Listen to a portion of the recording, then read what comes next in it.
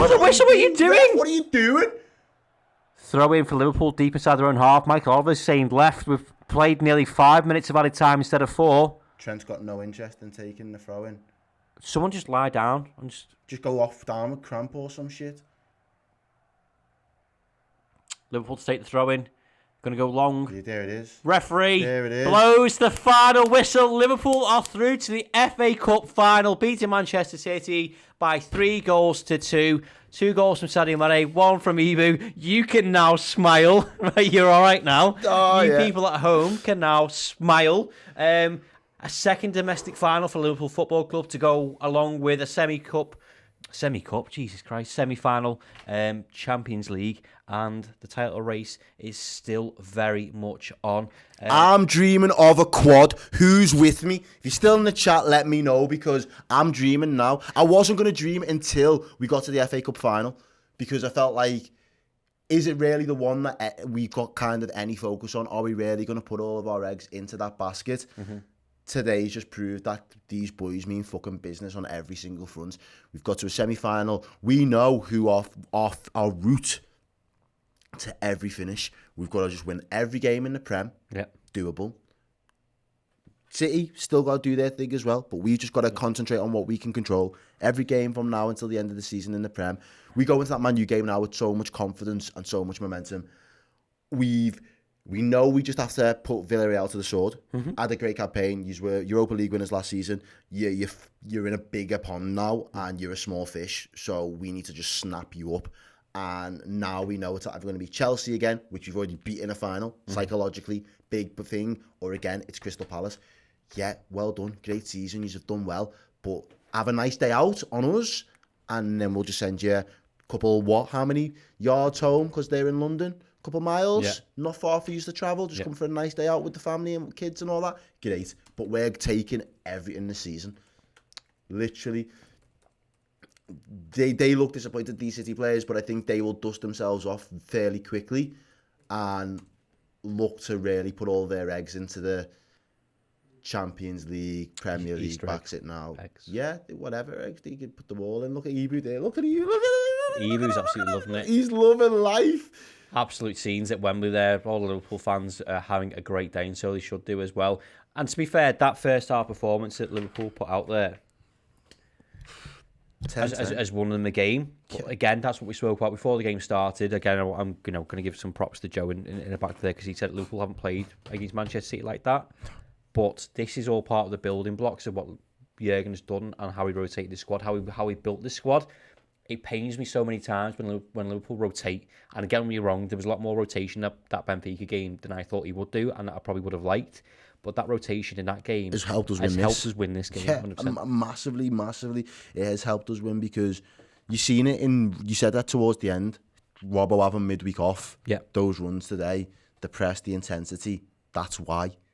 Like literally, that is why, and we've been able to do that. But not only the rotation, but with the fact that Klopp's when he first came, it was the same sort of teams week in, week out, because he didn't have the rotation and he didn't want he knew what level we needed to play at, and he wasn't happy.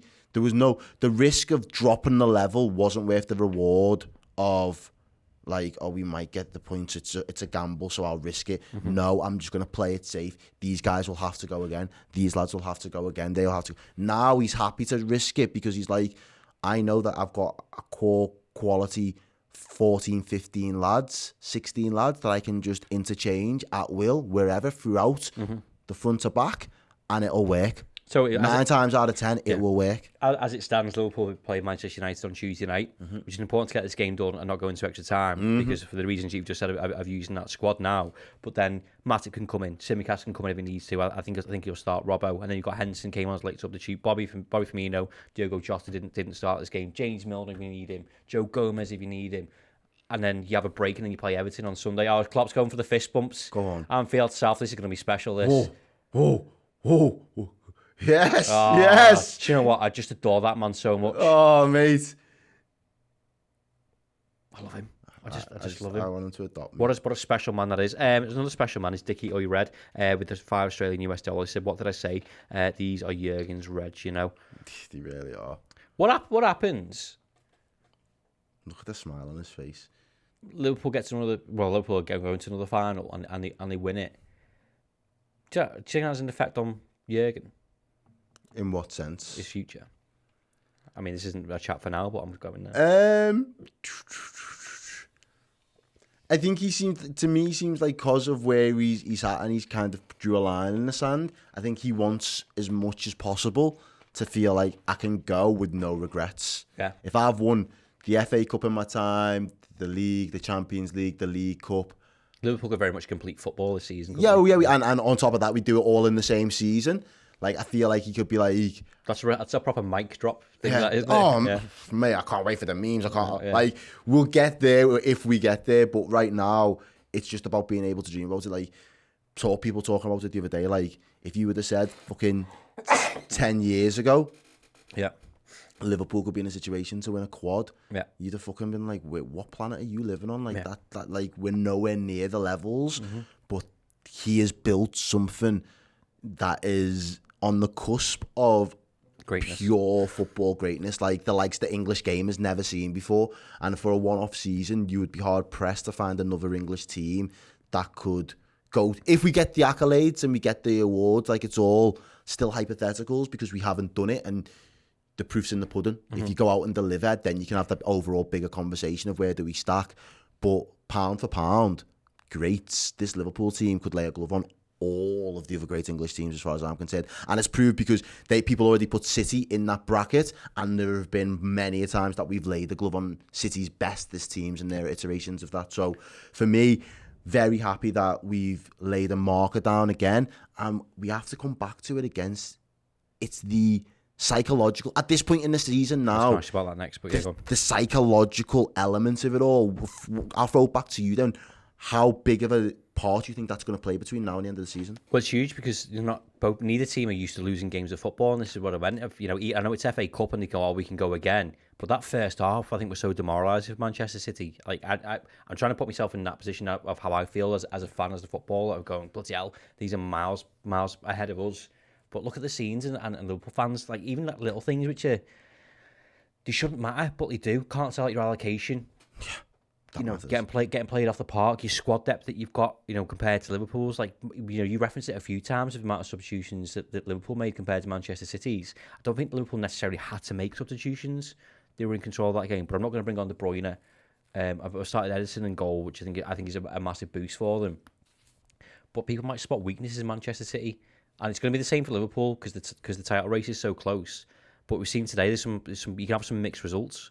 Everyone is fighting for something in the league, and someone can sniff a weakness in Manchester City because I feel like when they won the league before, that's been half the battle. Yeah. With teams going, we're scared of him, we're not going to play them. Like Burnley get slapped 5-0 every time that they play them. They go, actually, we're all right. We'll just keep it down. But I was also going to make the point of 3-2 seems like a disappointing score.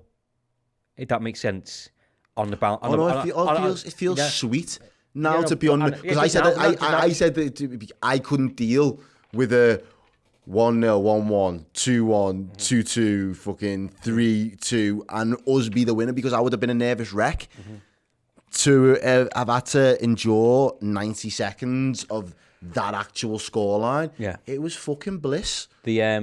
But the point I was going to make was, I know they didn't start De Bruyne, didn't start Rodri, didn't start Edison. Liverpool don't start Fabinho, Alisson, and I don't know, pick one of you. Mane. Yeah, Mane, for example. The drop off from Man City's not doing that is greater than Liverpool doing that because I'll just play Luis Diaz instead. Yeah. I'll just play Henderson in the six, or I'll do something different. Kevin Keller plays the same football that we do. But having said that, for balance, the mentality of this Manchester City team, the players that they have in that squad, and the manager that they've got, you're never going to go a full game against Manchester City. Or it's going to be very, no, exactly, and I wouldn't expect to, but that's why, as we was getting towards the end, and I know they popped up with a late goal, so it kind of stopped us when we was making these points. That third goal from us was so crucial because at 2-1, at 2-0, they get that early goal. Do you not think Pep thinks, all right, well, we could score 2 more goals this half and we could win the game 3-2 ourselves? I just think that third goal, in his head, he just knew we're not scoring 3. And if we do score 3 in a half, that alone pushes us to extra time, which is territory. He's got his guys and his scientist guys in the back there, the sports science guys, being like, if we could get this game done in 90 minutes, like, we'd really appreciate it, because, you know, with the guys are running on fumes at the minute. We need a couple of days off. We need to get people back off the physio bench, and then you can work with it again. I think his hands were tied behind his back. Yeah. I think De Bruyne was there for a morale boost, as opposed to I'm going to drag you on at 50, 60 minutes in the game because we might need something from you. I think he had his hands tied behind his back. Scott Hawkes here with the $25 super chat. Thanks very much for that, Scott. That financially juiced mirage of a club, got exactly what they deserved. I'm still fuming about the minute silence. I want us to beat them time and time again onto the final. Come on, you Reds. Thank you very much for that, Scott. Yes, 100%. But yeah, for me, I think he knew that this is as good as it's going to get for me today. These lads are going to have to do something, but the fact that Liverpool were 3-0 up meant that no matter what you do now, whatever level you push, I don't see you going past the level that Liverpool had set in the first half. Which is mental when you think about it, because what we always say, or what we said for like the past couple of years of, you know, as fans of, you know, it's always been squad depth. It's been like the difference between us. It's been almost like a taboo word of going, well, Liverpool haven't got any squad depth, Liverpool haven't done this. And this isn't like we've done it on the we were right, but look at the two teams today and look at the two benches today. Like, I know they had Ruben Diaz and Laporte on the bench as well. Obviously, but they're having to rotate because they haven't either done it properly or they don't have the depth to do it properly. And this is just one game too far for them. Yeah, and it's come to punish them today in the fact that, you know, they chose to play a goalkeeper that stylistically does not play the same brand of football that their number one does. And when, from a foundational point of view, their number one sets that tempo up, he's got such good distribution of the ball. He can literally ping a 60-yard pass to feet or to your chest or whatever it is and turn defence into attack in one ball. He doesn't have that in his locker, this guy. No. Stefan just does not have that in his locker. The fact that... There's no need to rotate Edison, is there? There's not. Apart from he's been there. It's that loyalty. Yeah, it's just that loyalty to him. And I think that, again, that decision is fine if you caveat that with, but I want you to play your game and not Edison's game today. But that changes the whole gameplay of the whole team, doesn't it? But it probably does. But you know full well this Liverpool team are going to, whether it would have been Edison in goal or not, the intent from us would have been to press you to death. So why you think he's going to be good enough to beat that press and keep it tight enough and find the balls in the right areas to get you on the front foot is beyond me. I'm not fucking qualified, and I know my guy wasn't going to be able to do that shit today. Yeah. Do you get me?